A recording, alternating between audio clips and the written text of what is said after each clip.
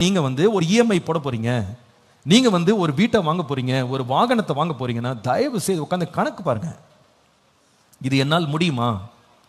இது என்னால கட்டி தீர்க்க முடியுமா? இது எனக்கு அவசியமா அப்படின்னு யோசிங்க. சில பேர் கார் வாங்க எல்லாரும் ஆசைப்படுறீங்க, ரொம்ப நல்லதுதான். என்னை பொறுத்த வரைக்கும் பைக்கை வாங்குறத விட கார் வாங்குறது நல்லது.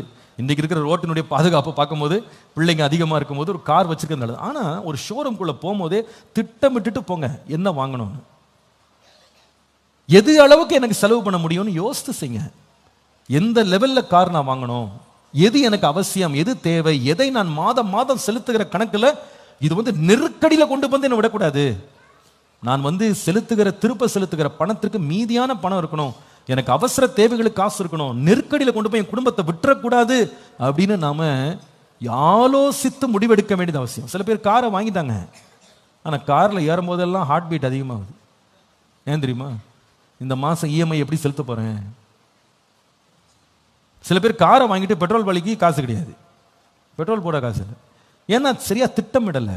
காரை வாங்கிட்டாங்க, எதுக்குன்னா என் பிள்ளைய ஸ்கூலுக்கு விடுறது கார் வேணும், ஆனால் ஸ்கூலுக்கு ஃபீஸ் கட்ட காசு இருக்காது. அப்போ என்ன பிரச்சனை? மிஸ்மேனேஜ்மெண்ட். அங்கே இதெல்லாம் ஏன் வந்ததுன்னா, இந்த பாரங்கள் ஏன் வந்ததுன்னா அவசரம். யாரோ ஒருத்தர் சொன்னாங்க, யோசிக்கல, ஆலோசிக்கல, முன்னாலே திட்டமிடல, பொறுமையா நான் யோசிக்கல, அவசரப்பட்டு கொண்டு போய் விழுந்துட்டேன். இயேசு சொன்னார், ஒருவன் ஒரு வீட்டை கட்டுவதற்கு முன்பதாக, ஒரு கோபுரத்தை கட்டுவதற்கு முன்பாக ஆகும் செலவை என்ன செய்வான்? கணக்கு பார்க்கிறான். அதற்கு திராணி இருக்கிறது என்று கண்டால் அவன் கட்டுவான். திராணி இல்லைன்னு அவன் கண்டுபிடிச்சான்னா கட்ட மாட்டான். திராணி இல்லாம கட்ட ஆரம்பிச்சான்னா அந்த கோபுரத்தை முழுசா கட்ட முடியாம பாதியில நிறுத்திட்டு வர்றவங்க போறவங்க எல்லாம் பரிகாசம் பண்ணுவாங்க. ஆரம்பித்தான், முடிக்க திராணி இல்லை என்று அவனை பார்த்து பரிகாசம் பண்ணுவாங்க.